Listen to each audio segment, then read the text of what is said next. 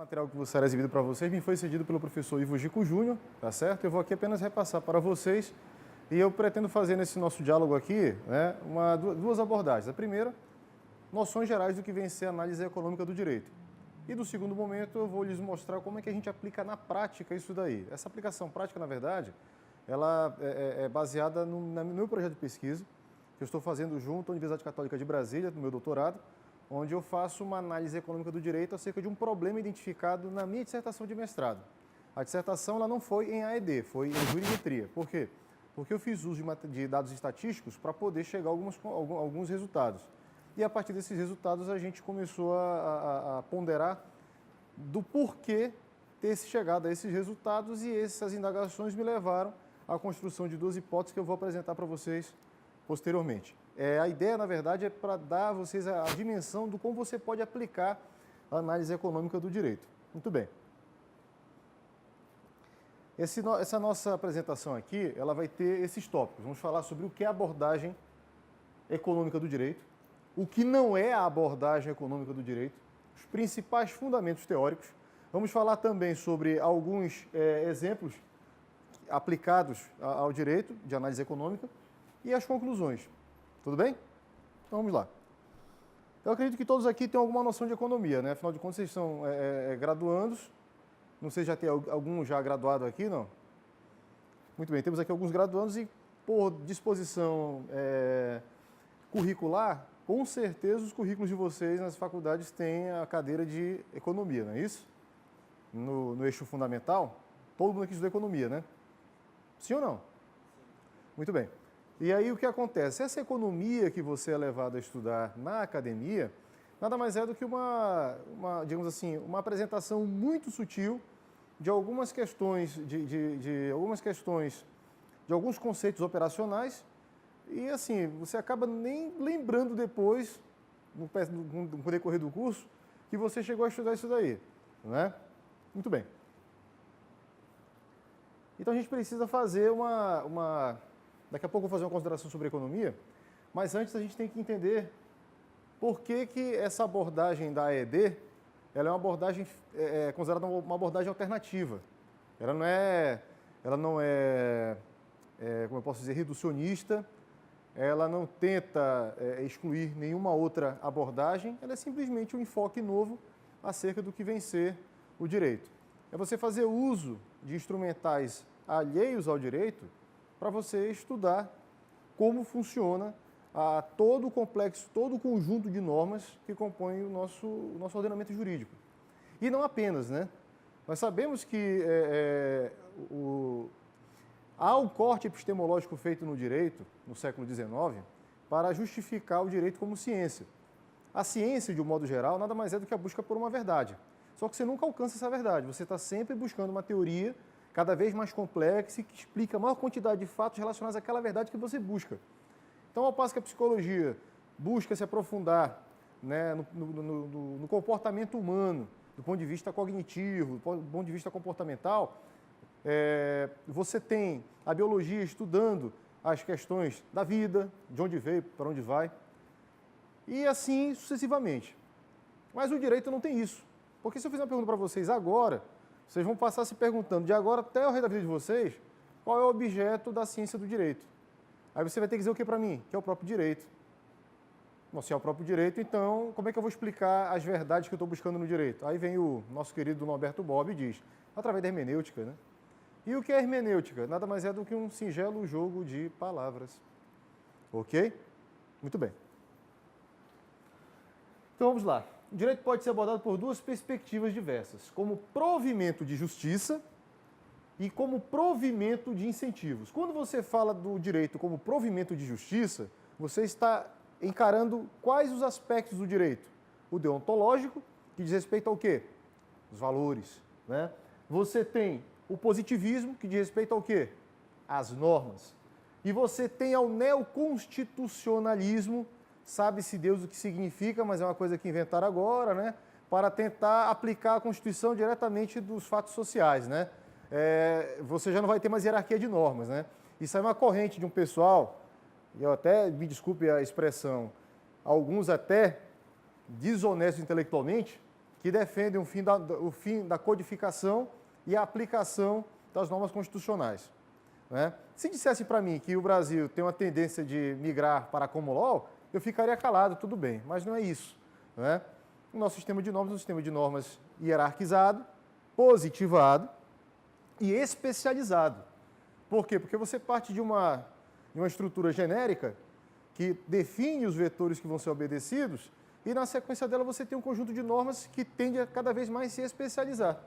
Tanto é verdade que eu digo para vocês que o Código Civil é considerado um quê? Um sistema de normas em aberto. Por quê? Porque tem muita coisa dentro do Código Civil que depende de lei especial para poder ser aplicado na prática. Hoje, inclusive, pela manhã, eu tive a oportunidade de estar numa palestra ao lado do professor, ao lado mesmo, do professor Zeno Veloso, e ele estava tratando uma questão assim que aparentemente era efêmera, mas era de grande relevância jurídica. Eu poderia até trazer esse exemplo para cá para fazer uma análise econômica dos custos que esse tipo de fato gera dentro da ordem jurídica na sociedade, que era a extinção, a revogação do artigo 1790 do Código Civil. Ele trazia um conflito de normas relativamente à sucessão e que só foi suprido depois que houve a revogação do dispositivo. Então, quer dizer, você cria um aparato normativo sem muitas vezes considerar o impacto que aquilo ali vai criar na vida das pessoas. Né? Os precedentes têm esse condão. Muito bem. Então, quando você fala do direito como provimento de incentivos ou consequencialismo, você está querendo analisar o resultado da ação, o resultado da escolha que o determinado agente teve ao praticar um determinado ato. Quem em economia, enquanto nós em direito somos talhados para entender que você tem que agir de uma forma porque se agir de outra vai ser punido, em AED não funciona desse jeito. Né? Você vai analisar o comportamento do sujeito pela escolha que ele fez e o resultado que aquela escolha vai trazer. Se ela vai trazer custo ou vai trazer benefício. Basicamente é essa. Então é aquela coisa. Vamos fazer aqui fazer agora um joguinho de perguntas. Você acha que o ladrão, quando vai cometer um ilícito, por exemplo, se apropriar de um bem de outra pessoa, ele está, do ponto de vista jurídico, praticando um ato ilícito, quando ele comete esse crime? Sim. E do ponto de vista econômico? Ele fez uma escolha. Essa escolha pode trazer benefício ou custo para ele. Qual é o benefício do ladrão, se ele conseguir concretizar o crime dele? A apropriação, né, da vantagem econômica que aquela coisa vai trazer para ele. Qual é o custo do ladrão? Ele ser flagrado, ser preso, não concretizar o crime, ou se concretizar, ser apanhado posteriormente e ter que devolver o que tomou indevidamente. Mas a escolha dele foi uma escolha racional. Ele escolheu fazer aquilo porque, da cabeça dele, aquela atitude gera um benefício. Ao passo que a norma para ele representa o quê? Um custo. Isso está claro para vocês? Só para começar a dar algumas pinceladas. Muito bem. As normas, elas influenciam comportamentos. Eu fiz um trabalho que eu analiso o direito como... Uma parte do meu trabalho analisa o direito como indutor de comportamento. Aí o meu querido Eric falou há pouco do Carlos Cossio, né? E a sua teoria egológica, e de fato ele é o teórico do direito, é um argentino, que defende exatamente isso, que o direito ele induz comportamento. Você cria um estudo de normas para induzir comportamento. Porque a sociedade se organiza a partir de uma premissa. Que premissa é essa? Os valores. Né? Que eles têm alta densidade semântica, aliás, nem isso. Os valores são atributos supranormativos, você está entendendo? Que depois depurados se tornam normas. Né? E essas normas geralmente são normas principiológicas. E o que é o princípio? O princípio nada mais é do que um elemento com alta densidade semântica e baixa densidade normativa. Porque ninguém faz nada por princípio, né? Você só faz aquilo por disposição normativa. Você só é obrigado a deixar de fazer algo se virtude de lei, o que dispõe o artigo 1º da Constituição Federal, não é isso?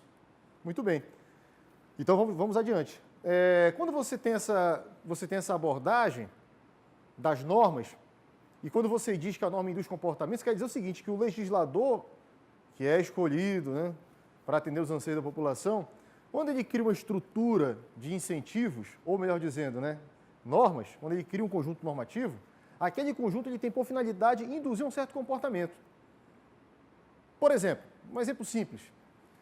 Existe uma norma de organização de trânsito que determina a colocação de sinalizadores luminosos nos cruzamentos de grande movimento, para facilitar o fluxo de veículos.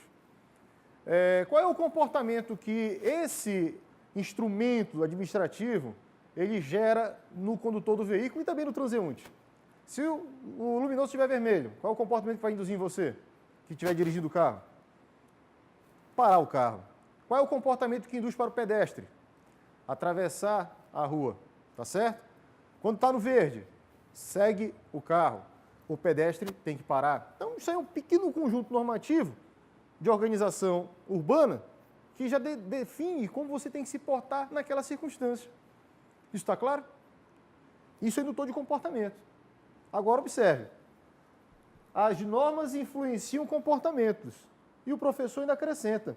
Normas diversas levam ao quê? Resultados diversos. Por que levam resultados diversos? Por que levam resultados diversos? Todo mundo deveria agir feito o quê? Robozinho, né? A gente age feito robozinho? Não. Então, quanto mais estrutura normativa eu tiver, mais comportamentos eu terei, e isso inevitavelmente vai levar ao quê? A uma complexificação do sistema, você está entendendo? E uma ineficiência normativa do conjunto de leis. Porque vai gerar comportamentos díspares, antinômicos. Isso é um fato que tem que ser encarado, né? E o direito só consegue corrigir isso através da hermenêutica. Não há um outro instrumental a priori que ajude a compreender melhor isso, ou então melhor, a criar modelos normativos nos quais você pudesse antever o impacto econômico daquele modelo no âmbito social. Quando eu falo impacto econômico, não é impacto financeiro não, tá? É o impacto de eficiência daquela norma dentro de uma certa sociedade. Isso está claro para vocês? Avançando.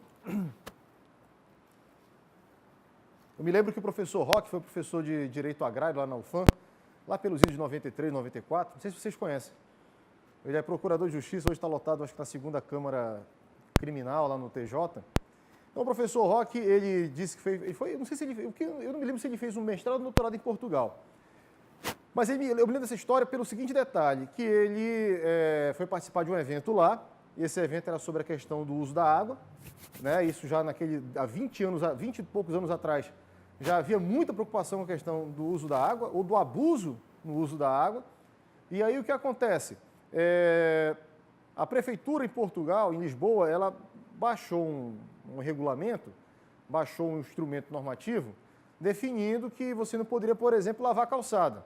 Se você quiser, tem que passar uma vassoura e tal, não pode usar água para lavar a calçada. Eu acho que é mais ou menos isso daí. E aí o professor Roque perguntou para o colega dele português, mas vem cá, como é que vocês vão fiscalizar isso daí? Aí o colega dele olhou para ele e disse, como assim fiscalizar? É a lei. Você tem que cumprir. Ele contou, não? Você tem que cumprir. Não precisa fiscalizar. Já o meu colega, o professor Franco Júnior, defende uma outra coisa, que a norma só não gera eficácia necessária porque não tem um sistema punitivo adequado. Eu concordo com ele também. E vou até dar um exemplo. Norma municipal. A norma municipal de 78 e 79, salvo engano, portanto de 40 anos atrás, que determina que todo mundo que tiver casa tem que ligar o seu esgoto, a sua rede de esgoto, na rede pública, onde tiver disponibilidade de rede pública. Ou seja, se na frente da sua casa está passando uma rede de esgoto e você, obviamente, tem consumo de água em casa, o resultado do consumo dessa água tem que ser encaminhado para lá, ok?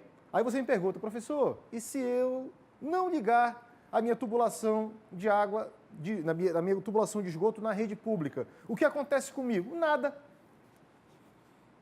Você está entendendo? Qual o nível de eficiência de uma norma dessa? Eu fui questionado disso em 2010, lá pelo presidente da Águas do Amazonas. Eu disse para ele, essa norma não tem eficácia nenhuma. Até porque também o poder público não pode punir. O município não, ele não tem competência para isso. A não ser que seja delegado por alguém, no caso a União, né, delega a capacidade do município para aplicar penalidade, sanções.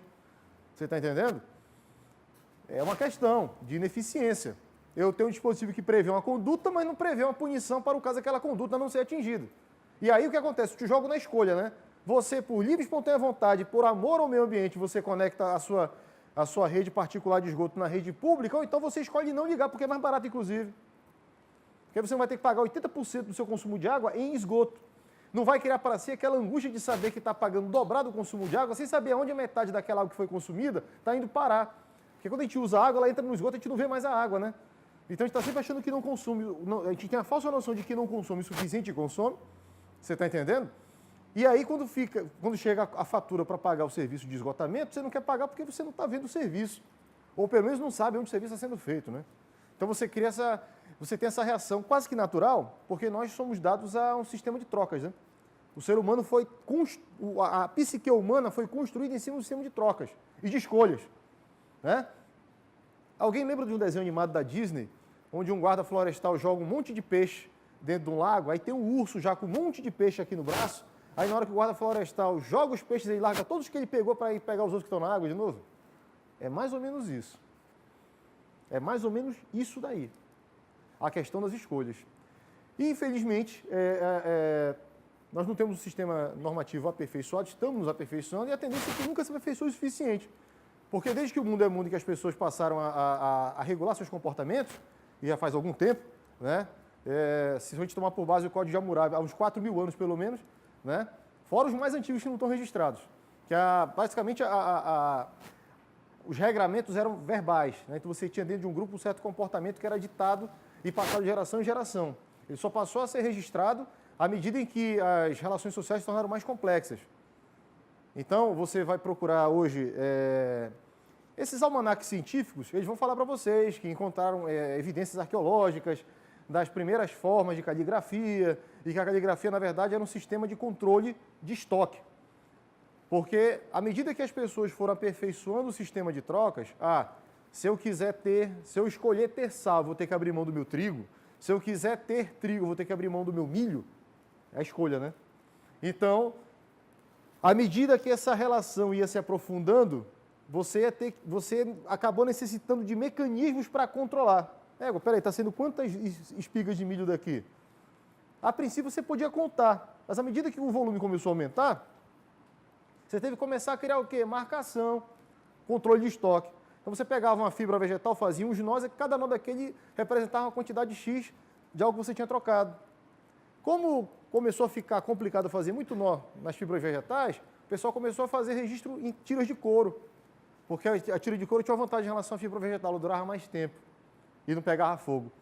E aí, depois que a tira de couro também passou a não ser suficiente, o pessoal foi para a parede fazer marcação. E como aquele monte de tracinho começou a não fazer sentido, começaram a identificar os tracinhos, dando a ele características que representavam quantidade, surgiram os primeiros números. E do número para a escrita foi um pulinho. E da escrita, né, nós chegamos onde estamos. Não é verdade? E mais. Tudo isso por causa do contrato. Se você perguntar para mim qual foi o instrumento assim, mais relevante que a humanidade já desenvolveu, além da roda e do fogo, né, o contrato. E foi graças ao contrato que nós desenvolvemos a capacidade de realizar trocas e complexificar nossas relações, e especialmente as de cunho econômico, porque tudo na vida perpassa pelo caráter econômico patrimonial. Se uma coisa é minha e eu quiser abrir mão dela, eu posso. Mas se eu quiser ter algo de você, a gente tem que negociar. Eu não posso simplesmente chegar lá e escolher tomar isso de você, porque isso vai me gerar uma sanção. A escolha é minha. Mas o resultado dessa minha escolha pode me gerar um custo ou benefício. Geralmente gera um custo, pode gerar benefício. Está claro para vocês? Muito bem. Então vamos lá. O que é economia? Ciência que estuda o comportamento humano como uma relação entre fins e meios escassos que possuem usos alternativos. O que seria a relação entre fins e meios escassos? Vamos lá? Quando você não produz uma quantidade X de coisa, ela não é uma quantidade finita. Então, se essa quantidade finita responder a uma quantidade maior de pessoas que querem aquela quantidade finita, somente alguns vão ter acesso a ela. Alguém vai ficar sem receber nada. Está claro para vocês? Então, quando você, que tem necessidades ilimitadas, como diria Keynes, no mundo de recursos limitados, aí entra a questão da ecologia, da economia ecológica, você percebe que a gente está acabando com o recurso do planeta e os modelos econômicos utilizados para explicar isso sempre depositam a tecnologia a possibilidade de você reverter a insuficiência de recursos ou a escassez de recursos. E não vai. Por uma questão matemática muito simples. Se você considerar que a cada 30 anos a espécie humana dobra de volume, então, hoje, em 2010, eu acho que nós tínhamos 7 bilhões de habitantes, em 2040 seremos 14 bilhões de habitantes. 14 bilhões de habitantes vão consumir 2 vezes mais do que se consome hoje. Hoje, a humanidade consome 40% do que a Terra consegue produzir de recursos.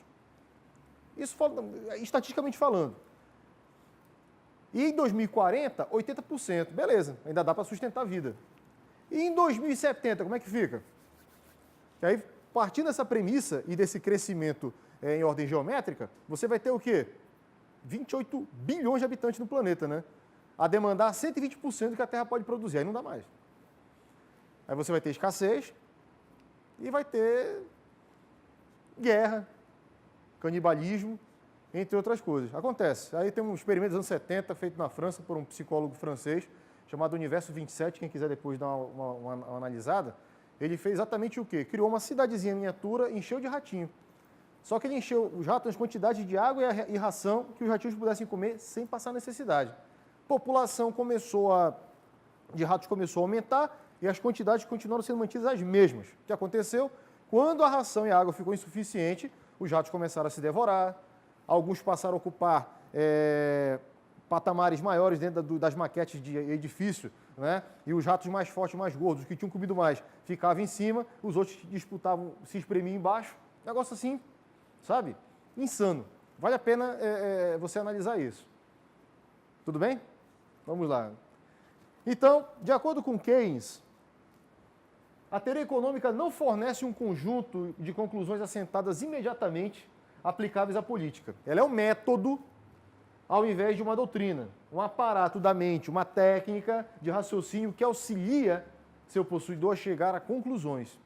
Então, isso reforça o discurso inicial de que a análise econômica do direito não é uma forma de explicar o direito, é apenas um método alternativo de você encontrar soluções para o problema de eficácia das normas, ou para os problemas de eficácia que você identificar dentro da aplicação do direito. Muito bem. Eficácia não, eficiência, perdão. O que é a análise econômica do direito? Aplicação de métodos econômicos para tentar compreender os efeitos das normas jurídicas sobre o comportamento dos agentes e determinar se tais efeitos são socialmente desejáveis. Não apenas para saber se esses comportamentos vão resultar em ganho, benefício ou custo, inclusive social. Tudo bem? Qual é a vantagem de você criar uma norma que estabelece responsabilidade criminal para maiores de 16 anos? Você inclui uma faixa da população de 16 aos 17 como sendo passível de responder criminalmente pela prática de um ilícito. Como é que você observaria isso do ponto de vista jurídico? Algum reacionário dizer é necessário, porque eles fazem uso desse fato de serem menores para perpetrar o ilícito e não serem punidos como se pune um adulto. Tem mais é que punir mesmo. E eu estou falando para vocês que tem uns 40% da população brasileira pensa desse jeito. Muito bem. E aí o que acontece? Isto é razoável? Você considera isso razoável? Colocar menores junto com adultos para aperfeiçoar, considerando que o nosso sistema penitenciário ele não é eficiente? Problema muito sério. Ok? Mas a gente prefere resolver o problema de forma mais drástica. Né? O Estado é assim, o Estado cria o problema e depois ele trata o problema como se fosse inimigo dele. Quem quiser literatura sobre esse tema que eu estou falando, tem um livro excelente do professor Arnold Dalry Jr., chamado O Estado e Seus Inimigos. Tá? Eu tenho resenha, se quiser eu posso mandar pela internet, mas eu prefiro que você leia o livro. Entendeu? O livro é sensacional. É sensacional. E fala justamente sobre isso, que o Estado tem esse mau costume de gerar problema. E no nosso caso, onde é que está a priori o problema do Estado? Na forma como as normas são elaboradas e são implantadas e executadas. Porque os comportamentos não estão sendo aqueles que o legislador desejou ou deseja que sejam manifestados. Avançando. A ED é a identificação das consequências de se assumir que os indivíduos são racionais em suas interações sociais, sejam eles criminosos, magistrados, promotores, advogados, consumidores, etc. Então, todos esses sujeitos do direito, em AED, são o quê? Agentes. E você passa a analisar sobre essa premissa o quê? A escolha do agente. Com que finalidade? Para saber se esse agente, na escolha que ele adotou, ele vai ter custo ou vai ter benefício. Se o Estado, ao implementar uma política pública, vai gerar mais custo ou benefício social. Se o judiciário, ao aceitar o acesso gratuito à justiça, vai repassar o custo de operação para a sociedade, que é o dono da firma. Né? Muito bem. Depois eu vou entrar nesses detalhes aí com vocês. O que não é análise econômica do direito? ela não se restringe ao estudo do direito econômico, direito comercial e áreas afins. Está dentro do pacote, mas não é o fim. Isso aí é apenas campos onde você vai encontrar elementos que podem subsidiar um discurso e uma argumentação em análise econômica do direito, ou em Law Economics. Não reduz o mundo a questões monetárias, apesar de reconhecer a importância da riqueza e sua distribuição para a compreensão do mundo. Não é o objeto da análise econômica do direito analisar a economia do direito. Tem também, mas não é o fim. Não é uma teoria sobre valores, nem sobre motivações, mas sobre comportamentos humanos. E aí você afasta daqui o quê? As questões kantianas, né? O pessoal que lida com o direito gosta muito de lidar com a moral, com a razão, os valores, os princípios. Quando você aplica um negócio desse aqui, que você afasta o elemento valor, né? O axioma, aí você tem apenas o quê? O sujeito. E aí isso desconforta alguns, né? Porque precede o sujeito o quê? Né? A moral, né? Os valores. Não, e o sujeito aqui, neste momento no tempo? Não pense em você que a sociedade como ela se comporta hoje é a mesma sociedade de 100 anos atrás. Não é. Aliás, digo mais, não é nem a mesma de 40 anos atrás. Eu diria mais até, não é nem a mesma de 1985 para cá. Quem estava em Manaus nessa época aqui, eu já estava, né? Vai se lembrar do que era Manaus em 85 e o que é hoje. Manaus ela teve um crescimento assustador nos últimos 20 anos para cá. Um negócio assim sem precedente. Entendeu? Muito bem. Não reduz o direito à economia. E nem tem essa intenção. Mas voltando ao que eu falei no início, dado o corte epistemológico, você torna a ciência pura, no caso o direito, para que ela se justifique como ciência. E aí você afasta do quê? As interferências econômicas, psicológicas, biológicas, para deixar o direito apenas por ele mesmo.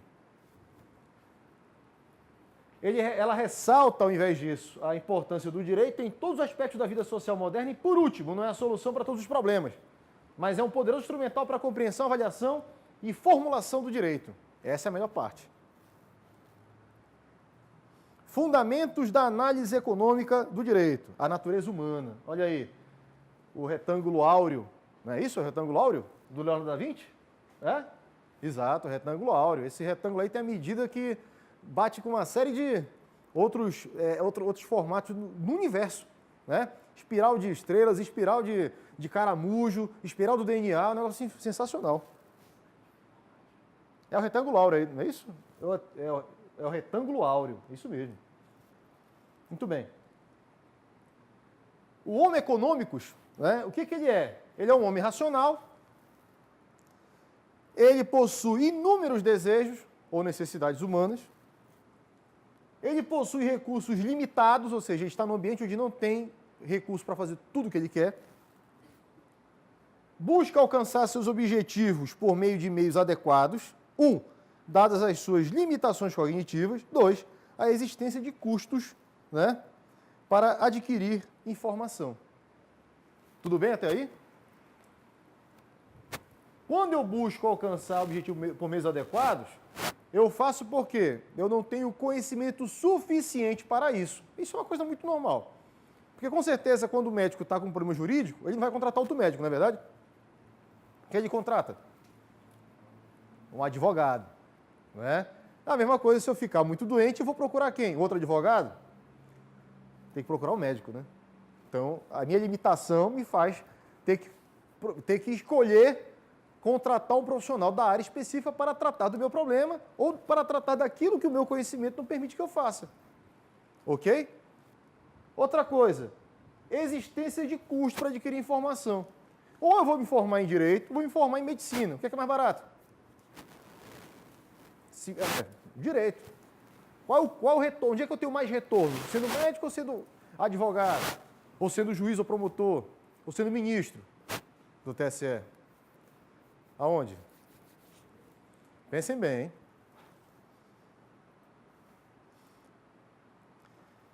Outra característica, individualismo metodológico. Você não analisa a coletividade, você analisa o sujeito, na prática daquele ato específico. Tá? Você parte do micro para o macro. Qual o impacto que a conduta daquele agente na sociedade vai criar? Tudo bem? Não confundir interesse próprio com egoísmo. São duas coisas distintas. Interesse próprio, sob a luz da ED, nada mais é do que o sujeito que tem uma predisposição a praticar determinado ato e o quer por simplesmente querer. Eu não quero saber qual foi a motivação dele, eu quero saber só por que ele fez aquela escolha e qual é a consequência daquela escolha para ele. O bem-estar, benefício ou prejuízo de outros pode fazer parte da satisfação de um indivíduo na análise econômica do direito. Por exemplo, qual é a motivação que tem o homem-bomba em relação às demais pessoas? Vamos lá. Essa está fácil, né? Qual é a motivação que tem o homem-bomba diante das outras pessoas? Ele não está fazendo aquilo porque ele não gosta de você. Ele nem lhe conhece. Sabe nem quem você é. Você é simplesmente a pessoa que está passando no lugar errado na hora errada. Qual é a motivação do homem-bomba? Explodir a maior quantidade possível de pessoas, causar um transtorno internacional, não é verdade? E ele, no inconsciente dele, sabe que se ele fizer aquilo, ele será recompensado no outro lado da vida. Num ambiente onde ele vai ter 77 virgens vestais, rios de iogurte, né, e coisas dessa natureza e tal. Entendeu? É a promessa que ele recebe, né, dos imãs, que são os padres lá, são os sacerdotes que empurram a turma. Eles não querem não, mas a turminha lá, os cooptados vão, não é verdade? Há, é claro, um problema sociológico por trás disso, não é? É o que explica. Pô, como é que você explicaria ter franceses, ter europeus de modo geral, nas filas do Estado Islâmico? Tem alguma coisa aí que não está bem explicada, né? É natural que haja alguém de ascendência árabe ou de origem árabe, mas é muito estranho você ter um europeu de nascença ingressando nas fileiras daquilo ali. O que tem ali, né, que está causando essa comoção toda? Isso pode ser explicado pela AED, mas o estudo é muito profundo. Né? Porque você vai envolver questões sociológicas, geopolíticas, econômicas também. Muito bem. Outra coisa, equilíbrio ou valor preditivo. As relações, elas têm que gerar resultados satisfatórios para as partes, ok? Então, se eu vou me divorciar de alguém, esse divórcio, ele tem que gerar benefícios para as partes. Muito embora, por ser um divórcio, e implicar na partilha de patrimônio, você acaba, na verdade, renunciando. Então, aquilo que as pessoas veem como benefício, eu vejo como prejuízo. Você vai sofrer um decréscimo patrimonial. Para mim, o divórcio é custo. Mas tem gente que divórcio é benefício. Eu conheço uma pessoa que se despojou de todos os bens que tinha, comércio, carro, casa, deixou tudo na mão das mulheres. Saiu de casa apenas com a roupa do corpo. Para ele, foi o maior benefício que ele teve na vida dele. Ficou sem nada. Vai entender. Muito bem. Eficiência de Pareto. Já ouviram falar disso? Não se engane, hein? Pareto não tem a ver com equilíbrio, porque se tivesse, estava lá dentro do equilíbrio. Não tem nada a ver. Pareto, alguém perde, alguém ganha. Ok? Quando você fala ótimo de Pareto, é porque você teve um resultado positivo em detrimento de um resultado negativo. Ok? Isso é o Pareto. Você vai ter X e alguém não terá X. Muito bem.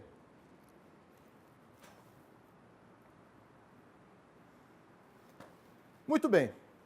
Dentro da análise econômica do direito, qual é a diferença entre o positivo e o normativo? O positivo é, o normativo deve ser, ou seja, ele prescreve. Né? O positivo, ele se atém a fatos. O normativo, valores. O positivo, ele tem o que? Objeto. Né? E o normativo, ele trata do sujeito. O positivo, ele descreve. O normativo, ele prescreve, falei há pouco, né? O positivo, ele é ciência. O normativo, ele é arte, elaboração, construção, né? Buscar recursos históricos para definir um determinado conjunto de valores. O positivo, ele lida com o verdadeiro e com o falso. E o normativo, com o bom e com o ruim. Certo? A partir dessas considerações, o que você consegue enxergar aqui? A diferença entre esses dois campos, entre o campo positivo e o campo normativo.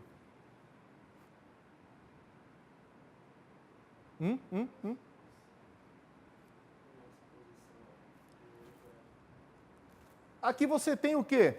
Você não está prescrevendo alguma coisa? O que é a prescrição? Se tal coisa vir a acontecer, deverá, entendeu? Isso é prescrição, ok?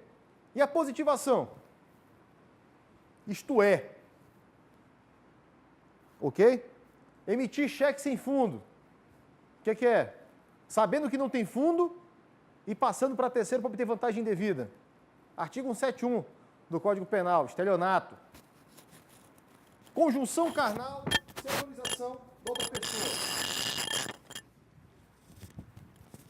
Conjunção carnal sem autorização da pessoa. Estupro. É. Não é verdade? Matar alguém é o quê? Ficou claro agora?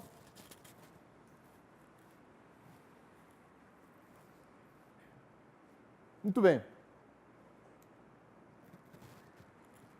Um pequeno resumo dos conceitos fundamentais utilizados em ED. Bom, você trabalha com necessidades humanas infinitas e recursos escassos, o que te leva à escolha, trocas e cuja oportunidade.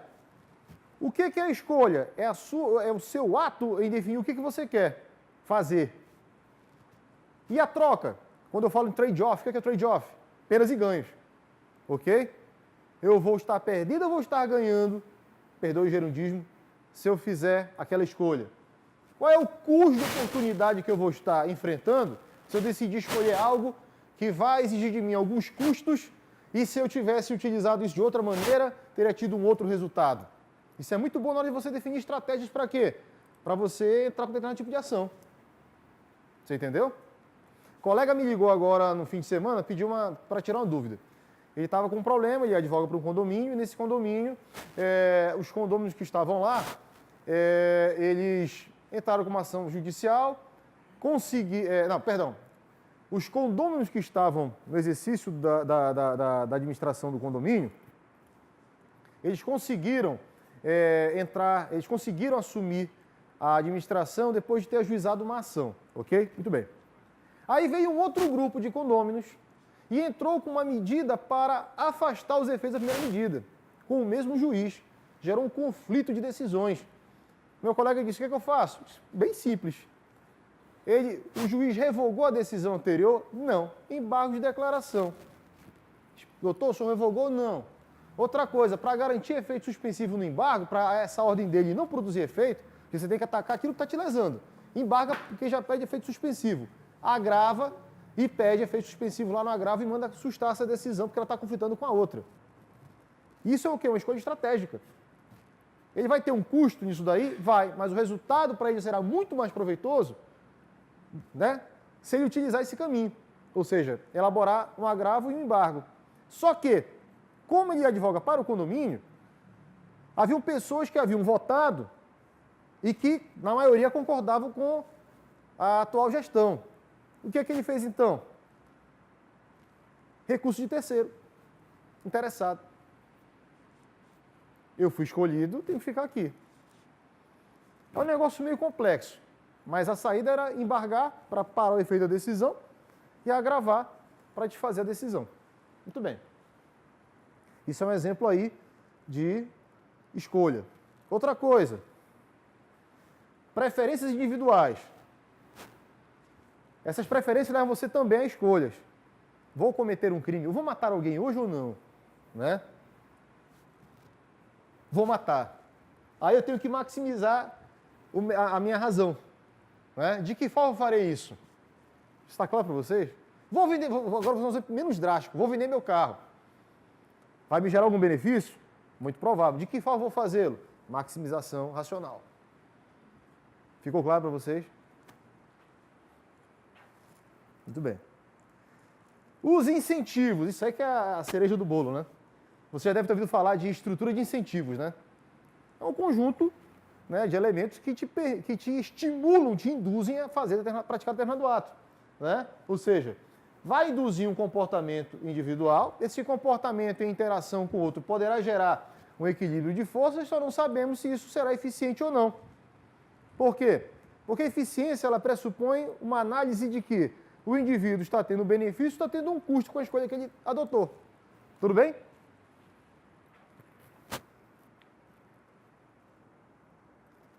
Contextualização dos conceitos de economia no direito.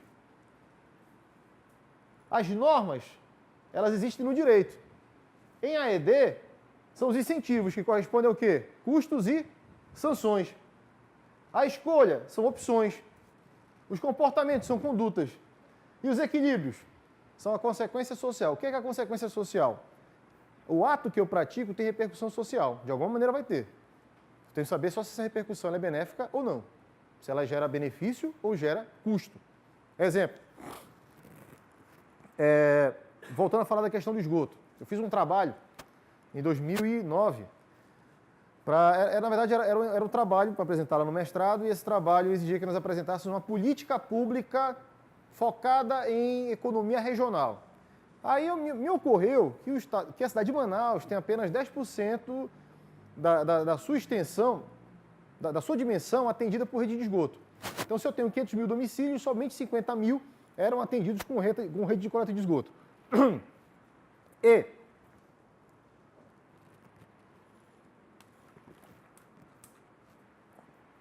com rede de coleta de esgoto. E desses 10%, que são 50 mil, apenas 37 mil estavam interligados. Estavam interligados. Qual foi a minha proposta de projeto? Uma multa a ser aplicada com base no custo que o Sistema Público de Saúde tem em Manaus para atender casos de pessoas que sofrem de doenças infecto-contagiosas decorrente para o saneamento. Aí dava um custo de R$29, mais ou menos, né? O valor daquela infração. Porque o custo de atendimento de uma criança ou de um adulto com uma doença infecto-contagiosa decorrente de problema sanitário é nessa faixa. Porque existe uma pulverização desses custos. Porque nem todo mundo padece de problemas de natureza sanitária, né? Problema de saúde decorrente de problema sanitário. Mas, potencialmente, todos podem precisar. Como apenas alguns fazem uso, há uma distribuição melhor nesses custos. Muito bem.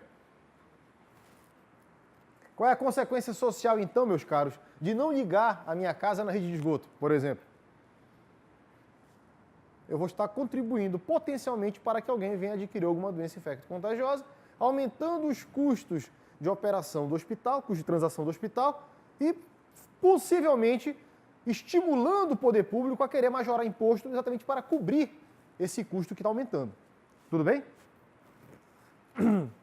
A AED nos mostra que é importante e útil considerar toda e qualquer norma jurídica em função de suas consequências, função social do direito. Ou seja, a norma, uma vez posta, ela tem que ter uma aplicação prática.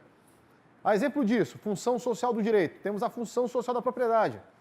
O Código Civil ele estabeleceu uma regra que diz o seguinte: se você tiver imóvel rural, a uso campeão daquele imóvel, ela ocorre com 15 anos, digamos assim, na posse mansa e pacífica daquele bem.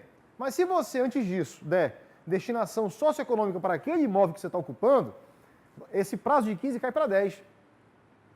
Ok? Por que a norma tem esse indutor? Para estimular as pessoas a simplesmente não ocuparem o imóvel por ocupar, mas para fazer daquilo ali uma moradia ou até mesmo um meio de produção. Que o Estado interessa que se produza. Porque quando se produz, se arrecada.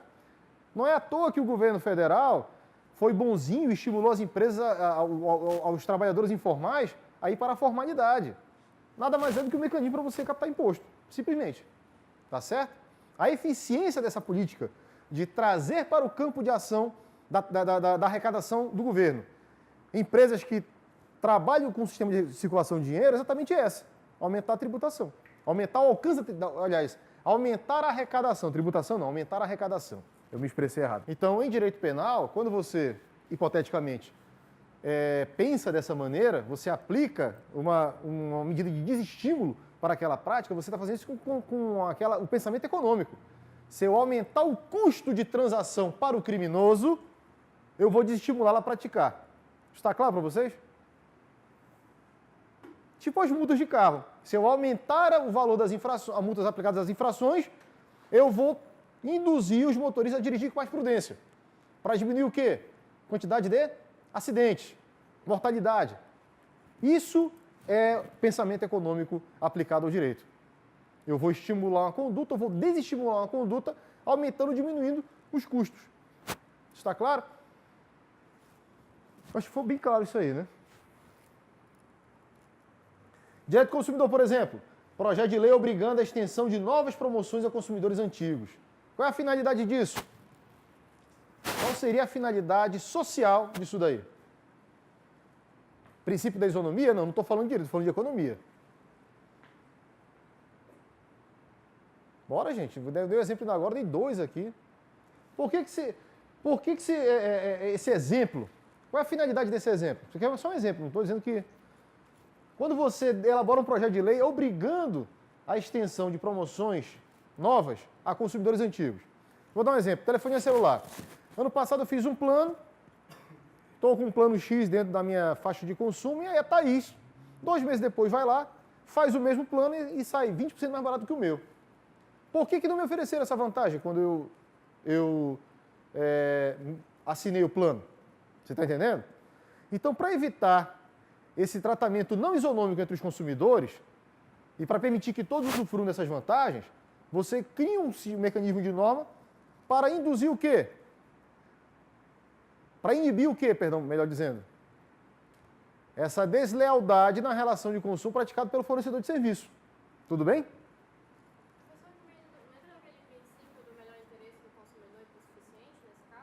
Não entra nesse caso. Isso aí se presta, por exemplo, para as questões relativas à má prestação de serviço ou vício do produto. Vício não, fato do produto. O que está dizendo aqui nesse caso é que nós estamos aqui especulando uma medida que visa inibir que o fornecedor trate de forma diferenciada os iguais. Ok? Mas só posso fazer isso como? Aumentando os custos dele, porque se ele tiver que dar promoção para todo mundo, é melhor que não dê promoção para ninguém. Só que se ele não der promoção para ninguém, ninguém vai querer contratar com ele. Então o que ele tem que fazer? Estender a promoção para todo mundo. É mais barato para ele. Em direito ambiental, internalizar as externalidades positivas. O que é uma externalidade?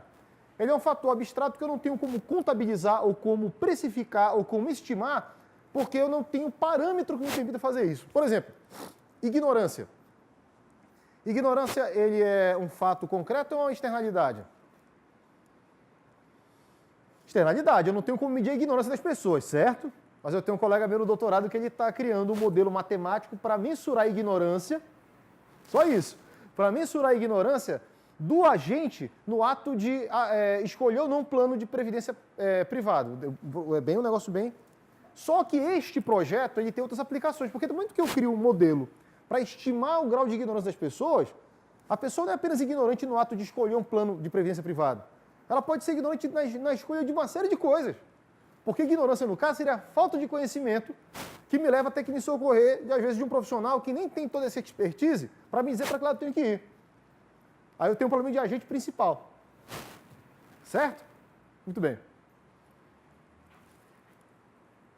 Direito autoral. Assim, e só para exemplificar, o que seria uma internização das externalidades negativas? Por exemplo, quanto custa para a natureza ter que reciclar a poluição que as pessoas geram? Se você puder precificar isso, você tem então como transformar a externalidade, que é o custo da poluição, numa internalidade. Ó, se você poluir tanto, vai pagar tanto de compensação ambiental. Ok? Direito autoral. Internalizar externalidades positivas. Né? Como é que eu vou precificar, por exemplo, o nome do Paulo Coelho? Não sei se vocês conhecem um fato. O Einstein, ele tem, ao tempo que ele morava em Viena, né? Porque parece que ele era vizinho do Freud, né? Uma coisa assim. Vocês sabiam dessa história? Que eles eram próximos, moravam no mesmo bairro e não foi nenhuma das 2 vezes que o Freud tomou dinheiro emprestado do Einstein. Você sabe disso, não? Fatos curiosos, né? Muito bem. E aí o que aconteceu? Década de 30, salvo engano, ou foi década de 40? Década de 30. Um amigo muito próximo do Einstein, matemático, lançou um livro de matemática e pediu para o Einstein emprestar o nome dele para colocar na capa do livro. O Einstein escreveu uma miseradinha nesse livro. Só colocou o nome dele lá. Quando veio a morrer, o livro alcançou um êxito de vendas assim, astronômico. Entenderam isso? Como é que eu vou calcular quanto vale o nome do Einstein nesse livro? Isso é uma externalidade positiva, que agrega valor, mas eu não tenho como precificar isso porque ninguém se debruçou ainda para calcular. Ok? Quanto vale o nome do Roberto Carlos? Isso tem um custo. não é? Muito bem.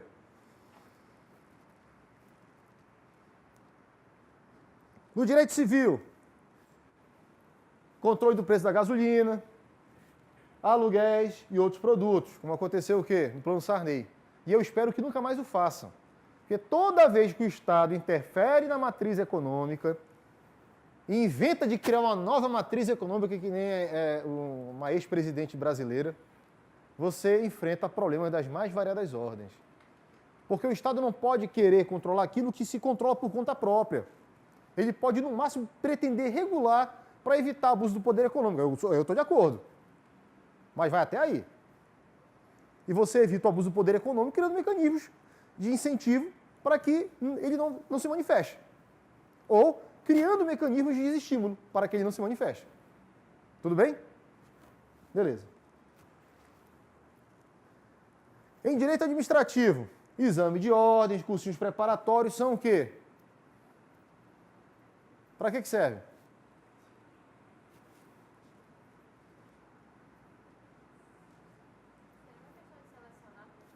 Perfeitamente. Seleção de mercado, reserva de mercado, melhor dizendo, e processo seletivo. É porque o serviço público você vai ter sempre uma demanda contratada, X. Preciso de 100 funcionários, de 200. Na advocacia não, quanto menos melhor, né? Então você tem que criar um mecanismo de reserva de mercado para impedir que todo mundo que resolver ser advogado, vire advogado. Já pensou a bagunça que ia ser se acabasse com o exame de ordem? E eu, conhecendo certos alunos que eu tenho, que grafam palavras básicas erradas, como, por exemplo, sujeito com a letra G, vai ficar um negócio complicado na advocacia, né?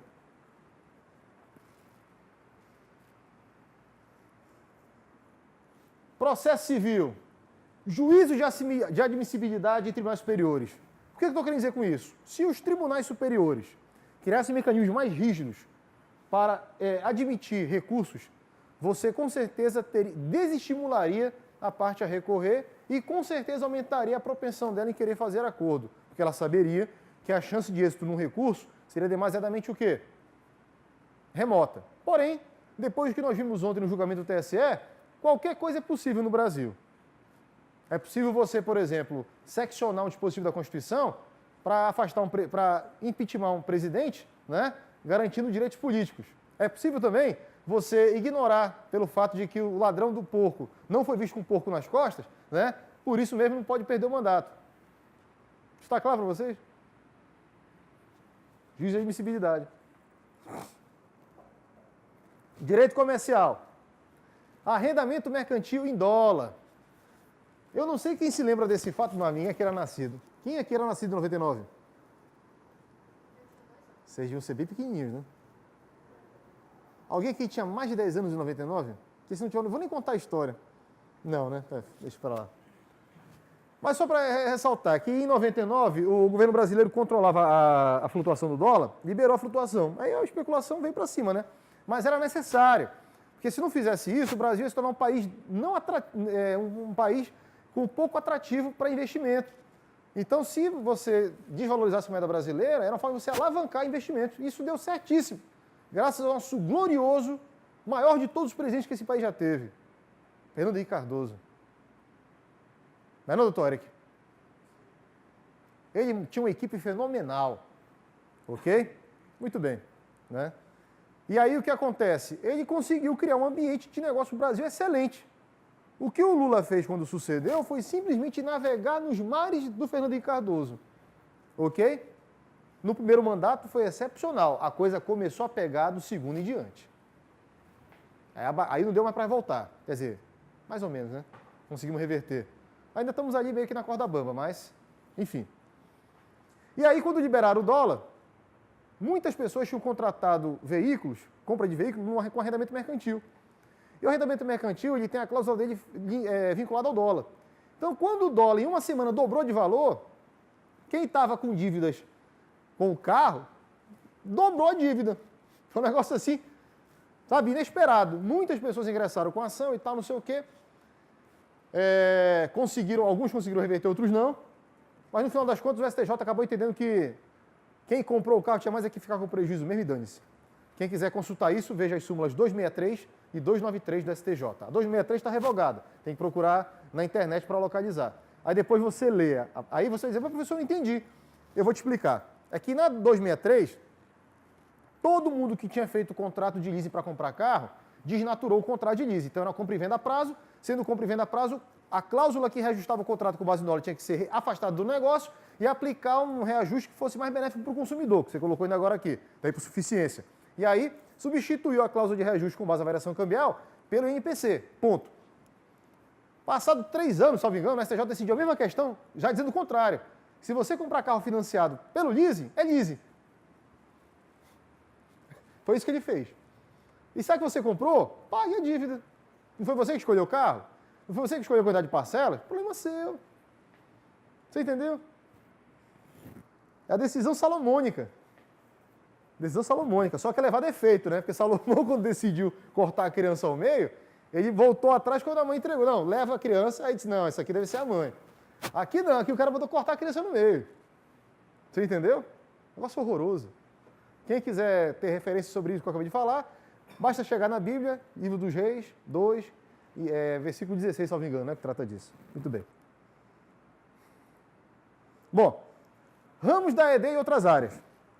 Você tem a ED clássica, que é aquela que é concebida a partir dos postulados de Ronald Coase e Richard Posner posteriormente. O Coase começou isso na década de 30.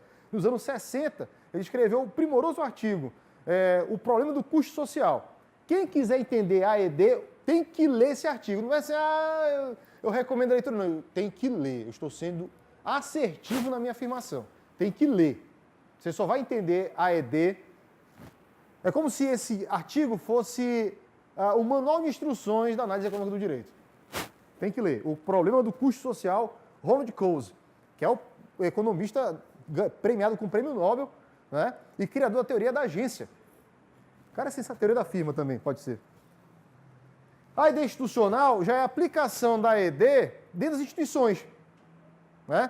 Você sai do campo do direito privado e já passa para o direito público. E internaliza isso nas instituições. Judiciário, legislativo, executivo e por aí vai.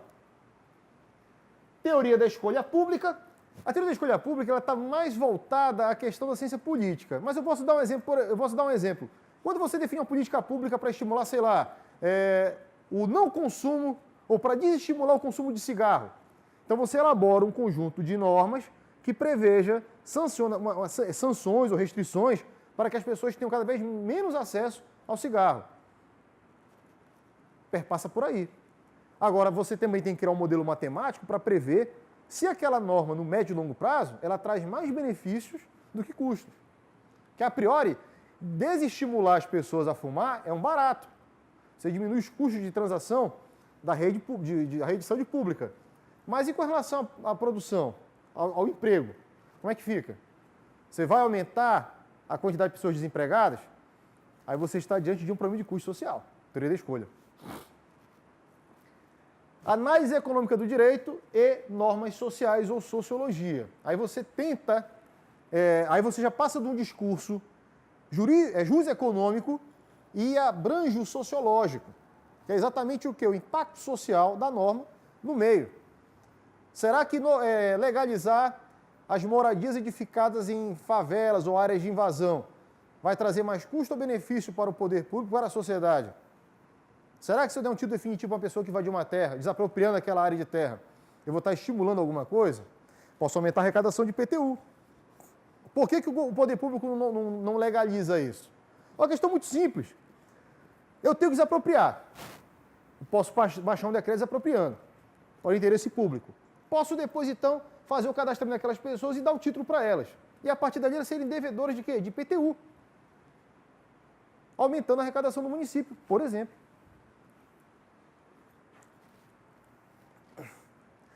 Essa aqui é sensacional, já está acontecendo aqui no Brasil, exatamente lá na Universidade Católica de Brasília, a ED comportamental. O professor Benjamin Tabac, que é o meu orientador no doutorado, ele transita nessas 3 áreas, direito, economia e psicologia. Então ele tem uma equipe multidisciplinar lá, feita por economista, jurista e psicólogo, trabalhando em análise comportamental do direito, análise econômica e comportamental do direito. Porque o indivíduo faz certas escolhas e baseado em quê? Qual é o poder do dispositivo na cabeça do agente, né? A neurolinguística. É um negócio assim de ficção científica. Sensacional. E eu posso dizer para vocês que é o próximo passo na evolução da AED é a introdução da economia. Isso dito, inclusive, pelo próprio professor Gico Júnior. Bom, aplicação da teoria dos jogos. Nosso exemplo hoje prático é a Operação Lava Jato. Por que os advogados estão tendo insucesso na Operação Lava Jato? Qual é a razão do insucesso dos advogados que atuam na defesa das pessoas que foram presas ou estão sendo investigadas na Operação Lava Jato?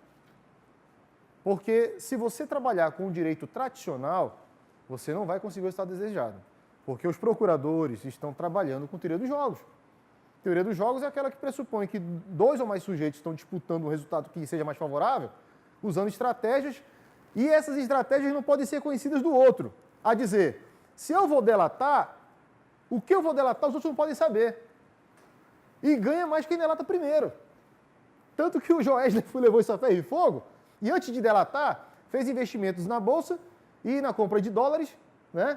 E aí, no dia que ele fez a delação, o que aconteceu com os dólares? O dólar disparou. Você entendeu?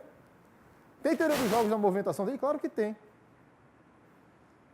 Aqui não tem um quadro, eu ia dar uma demonstração para vocês como é que funciona na prática isso. Mas eu posso tentar aqui entabular uma situação. Bom, a mulher descobre que o marido está traindo. Descobre, vê carta, vê foto, vê uma série de coisas, as pessoas dizendo para ela. E aí, o que acontece? Esse casal, eles financiaram uma casa, a casa está no meio do financiamento, a mulher não trabalha, o homem sim, e ela que descobriu que é por fim ao casamento. Só que se ela por fim ao casamento, a casa que não está paga, né, vai ter que ser dividida. E se dividir o valor da casa, tem que dividir o valor do imóvel e da despesa. Ela tem com que pagar? Não. Se ele pedir o desfazimento da relação conjugal, é muito provável que ela fique com a casa e ele se mude para um outro lugar para viver com a amante dele. Essa estratégia para ela é melhor do que a primeira? Sim ou não? É melhor desfazer o casamento, arcar com dívida ou deixar que a outra parte tome a iniciativa de fazê-lo? Deixa a outra parte fazer, porque pelo menos ela toma a iniciativa, sai de casa, me deixa com a casa. Se eu aguentar mais um tempo a situação, a casa pode ser quitada, eu posso ficar com a casa, ou então posso vender a casa e fico com metade do valor e compro outra casa para mim. Não é verdade? Então, no primeiro cenário não é bom. A estratégia do sujeito querer o divórcio. Força a barra para que o outro faça. O que isso tem a ver com a Lava Jato? Deixa o cara aí seguro que uma hora ele vai falar. Entenderam isso? Jurimetria. Isso eu já fiz. Você trabalha com direito, economia e estatística. Você analisa uma base de dados, estratifica essa base de dados, obtém resultados e a partir daí você faz uma análise do que eles estão te revelando. Agora preste bem atenção, nem sempre uma análise estatística ela é 100% verossímil. E isso é tão sério que num congresso que eu fui ano passado em economia, um congresso internacional de economia, ocorrido lá em Brasília, uma das palestras que eu assisti eram de dois pesquisadores, dois matemáticos, uma matemática russa e um matemático espanhol, e eles faziam pesquisas e análise de dados, eliminando os espaços vazios entre os números. Eu não sabia que existia espaço vazio entre os números, e essa pesquisa deles dizia exatamente isso. Para você aperfeiçoar a depuração dos dados, você tem que eliminar os espaços vazios entre os números. Porque entre o 0, vamos assim, hipoteticamente, entre o 0, 1, 2 e 3, entre o 0 e 1 tem um negócio ali que não é número. Então você tem que tirar isso de dentro para obter a maior fidelidade possível. É um negócio assim. Enfim. Isso tem alguma influência na matemática, porque se não tivesse, você não tinha o zero negativo e o zero positivo. Não é? Muito bem. Conclusões. O desenho da norma jurídica pode ter impacto substancial na conduta dos agentes, sim ou não? Sim. É importante compreender ou diagnosticar e prever, né, é o juízo de prognose, os efeitos de normas diversas. Então, o que a AED sugere? Que antes de você desenvolver um conjunto, uma norma, e você avalie se o conteúdo dela vai trazer no médio e longo prazo custo ou benefício. Então você tem que ter a capacidade de identificar o fato, tentar prescrever algo para aquele fato e, além disso, dizer a consequência da prognose daquele fato. Entendeu? Muito bem. Também é importante compreender que são eficazes essas normas, o quão eficazes essas normas são na realidade, ou seja, tem que ser pragmático, ok? A AED pode fornecer o ferramental teórico para esse exercício. Muito bem. E agora eu vou passar aqui a apresentação rápida aqui do meu, dá tempo, do meu trabalho junto aqui à UCB, que eu vou explicar para vocês como é que funciona na prática a questão da AED. Eu fui apresentado ao tema Análise Econômica do Direito quando eu fiz meu mestrado em 2010, na UCB, num convênio havido com a Faculdade La Salle. E eu tive um orientador, que foi quem me apresentou esse tema. Como eu era o único do direito que estava fazendo um mestrado em economia, eu disse, vou te apresentar um material que você ainda não conhece. E aí eu comecei a coletar materiais, a ter acesso a informações sobre a AED. E fui conhecendo as pessoas do meio, né? E foi um negócio sensacional. E aí o meu trabalho, na verdade, meu trabalho de mestrado, ele não foi exatamente um trabalho de AED. Ele foi um trabalho jurimétrico, porque eu utilizei uma base de dados do Tribunal de Justiça, foram ao todo 1.961 processos que estavam em estoque na Vara do Meio Ambiente e Questões Agrárias, até outubro de 2011, para ser bem específico, e eu peguei esses dados todos e os lancei numa planilha. Essa planilha ela tinha o escopo de analisar quem eram os sujeitos demandantes, quem eram os demandados, se tinha terceiro interessado ou não, qual era o objeto da demanda, qual era a natureza do crime, qual o tipo de ação que foi proposta. Então, a gente viu o tempo de tramitação desses processos e tal. E aí a gente conseguiu chegar a alguns resultados. O mais impressionante é que mais de 60% das ações da Vara do Meio Ambiente são de autoria do Ministério Público. Óbvio, o Ministério Público tem legitimidade para propor a ação para buscar resolver ou buscar punir uma eventual infração, um ilícito de cunho ambiental. Isso por disposição constitucional e também por disposição da Lei de Crimes Ambientais. Muito bem. Mas por que o Ministério Público demanda tanto se ele possui mecanismo de resolução de conflitos pela via administrativa? Desde 1978, que são os termos de ajustamento de conduta. E no caso da questão ambiental, os termos de ajustamento de conduta ambiental. Essa indagação me levou a uma hipótese. Estaria o Ministério Público atuando com redundância? Ou seja, ele toma conhecimento de um dano ambiental, ele identifica o poluidor pagador, ele abre um inquérito civil para apurar a responsabilidade criminal do poluidor pagador, ele avalia o grau de risco daquele dano ambiental e ele mesmo estabelece uma multa compensatória pelo dano ambiental. Perfeito. Mas se ele está fazendo tudo isso a ponto de estimular o poluidor pagador a resolver na via administrativa a questão do ilícito ambiental, por que então ele está a promover a ação penal? Essa indagação ela é feita com base no quê? Porque se o meu incentivo para fazer acordo é não ter ação penal contra mim, de que me vale fazer um acordo administrativo com o MP se ele vai promover ação penal contra mim? Eu prefiro resolver isso na esfera judicial, onde, por obrigação, a jurisdição vai ter que promover a conciliação entre as partes. E, de repente, lá o acordo pode ser até mais benéfico do que seria no Ministério Público. Então, dado que essa aparente relação de redundância esteja tornando ineficiente o termo de ajustamento de conduta, vou falar agora só taca, o que acontece?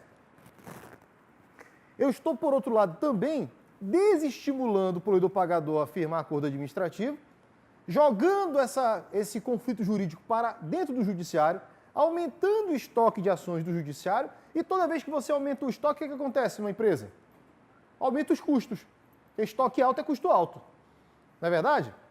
Se você entender que o judiciário é uma firma, e ele é uma firma, então eu posso estar diante hipótese número 2, de um problema de agente e principal. Qual é a primeira hipótese? O Ministério Público trabalha com redundância. Qual é a segunda hipótese? Se trabalha com redundância, há um problema de agente principal. E se há um problema de agente principal, o que eu tenho que buscar identificar nesse problema? Se esse problema está gerando custo ou está gerando benefício para a firma. Quem é o dono da firma, dessa firma chamada judiciária? A sociedade. Ok? É a sociedade que é o dono da firma. E todos os agentes que atuam dentro dessa firma, esses atores, nada mais são do que, não digo nem executivos, são os trabalhadores, os operadores que recebem o conflito jurídico, dão tratamento a ele e, como resultado desse tratamento, sai uma sentença. Se o produto não ficar muito bem acabado, o que você faz? Você recorre e vai para uma especializada, que é o tribunal, para decidir o que fazer com aquela decisão. Mas se essa decisão ainda não atender, digamos assim, um formato jurídico adequado, o que você vai ter que fazer? Ir para uma outra mais especializada ainda para poder obter o resultado prático desejado, que é a sentença que vai satisfazer seus interesses. Isso está claro para vocês? Então, nesse momento que eu estou falando para vocês, é exatamente a análise econômica do direito pura e aplicada. Por que pura e aplicada? Porque eu estou diante de um fenômeno em que o Ministério Público age conciliando interesses, mas ao mesmo tempo promovendo ação penal. E o que é pior, há o indutor desse comportamento.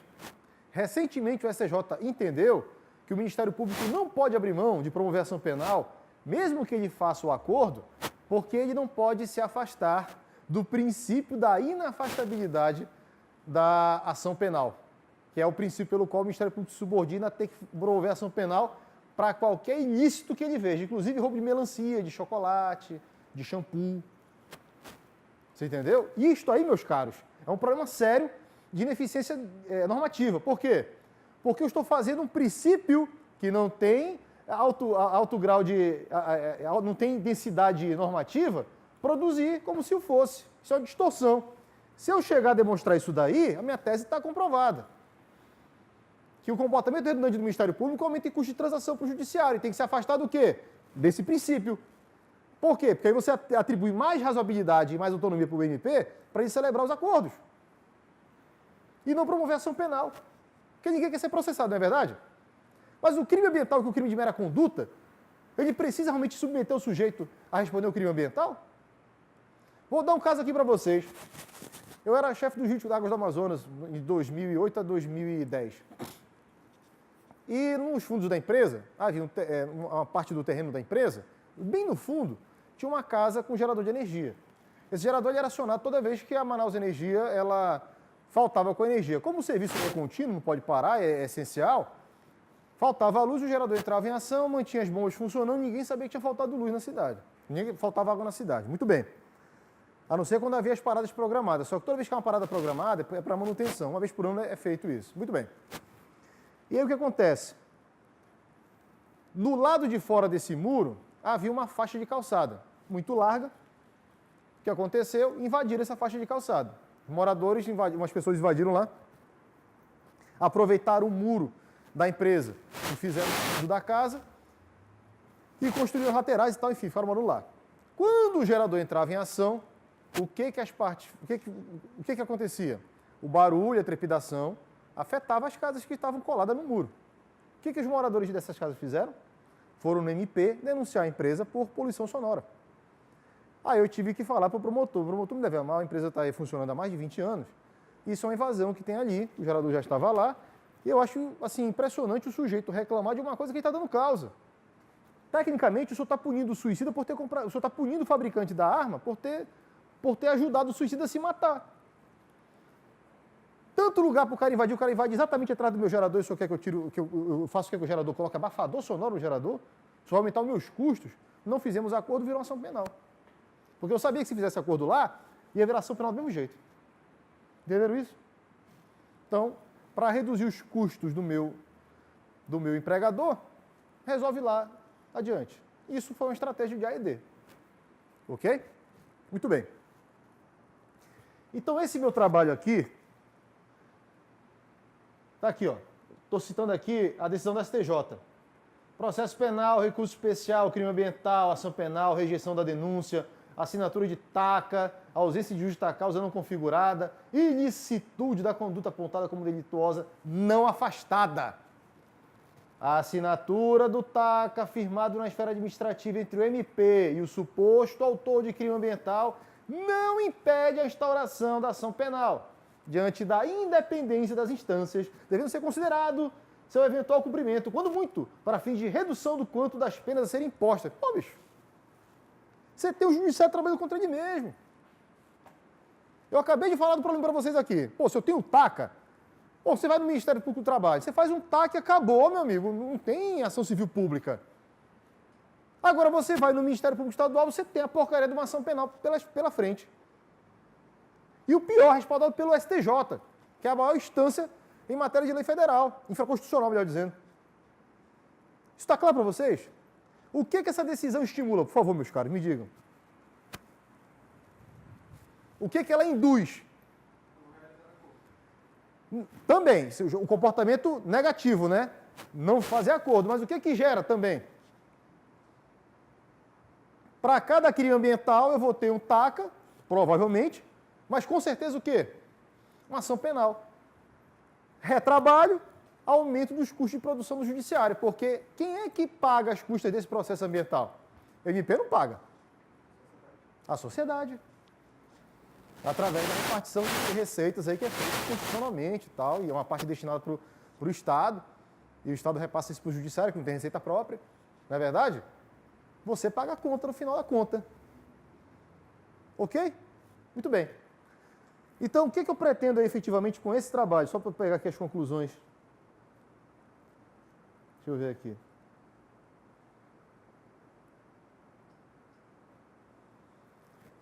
O objetivo geral da pesquisa é demonstrar em conformidade com o tema proposto que a atuação do MP nos conflitos jurídicos em matéria ambiental se assemelha ao comportamento do agente, que busca maximizar o interesse do principal, a sociedade, ou ele acha que está maximizando, né?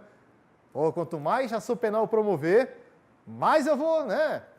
Vou brilhar aí no score, né? Porque tem esse negócio, eles têm o negócio da produtividade também.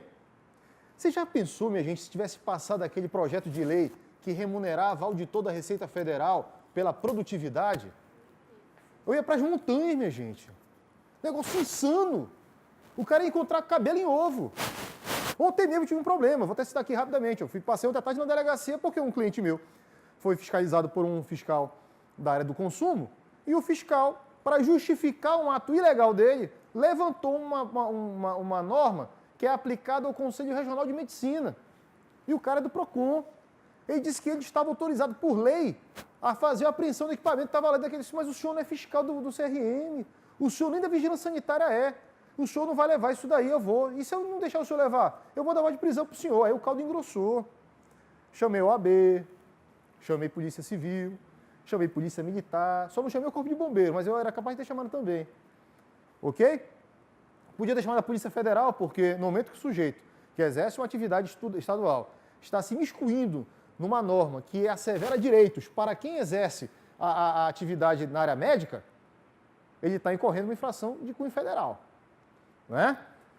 Além disso, ele não poderia ter feito o que ele fez, porque a apreensão de equipamento só ocorre depois que é feito o processo administrativo. Ou seja, na hora não podia levar. Você está entendendo? Eu sei que esse bafafá, o negócio chegou no ouvido do governador. Foi. Aí foi tudo resolvido e tal. A coisa foi feita como tinha que ser feita. O equipamento não foi levado. Foi feito um auto de constatação. E resolveu-se o problema. Ok? Não teve maiores, assim, incidentes. Mas por que eu estou tratando dessa questão? Porque, às vezes, a má percepção do direito, ou a falsa noção de direito, induz o indivíduo à prática de erros, a fazer escolhas equivocadas. Você está entendendo? A mesma coisa acontece com isso. A sociedade está pagando esse custo. A sociedade está sendo onerada. Se você não tiver a percepção de que você tem a faculdade de fazer, autonomia para fazer, a discricionalidade para isso, mas você não se induz a isso. Então, quer dizer, você remunera o sujeito para praticar uma coisa que ele está fazendo, beleza, e você ainda estimula ele a produzir mais, você vai ter problema de agente principal. Porque chega uma hora que o sujeito, ele não tendo mais o que fiscalizar, vai começar a inventar. Infelizmente é isso. Pelo menos eu pressuponho, né? Pressuponho. Porque pelo menos alguns casos que eu tenho visto têm me levado a essa conclusão. Não estou dizendo que todos os sujeitos que trabalham na área de fiscalização agem dessa forma. Agem com o intuito de maximizar a sua atividade. Mas alguns casos que eu vi demonstram isso. Entendeu? Está claro para vocês? Então, o que o Ministério Público está ganhando para produzir esse monte de ações? Também é uma pergunta a ser feita. Está claro para vocês? Aí tem aqui os objetivos específicos. Né? A metodologia vai ser utilizada na pesquisa. E a conclusão. A investigação pretende demonstrar que os dados obtidos revelam maximização das funções do MP, em virtude da proposição de demandas judiciais, mesmo nos casos em que o conflito jurídico de caráter ambiental seja mitigado pela via do TACA. Por esse motivo, o aumento dos custos de transação decorrente do aumento do estoque de ações no TJ e a consequente morosidade de análise do processo resultam no evidente cenário descrito pela teoria da agência. Dúvidas até aí, minha gente?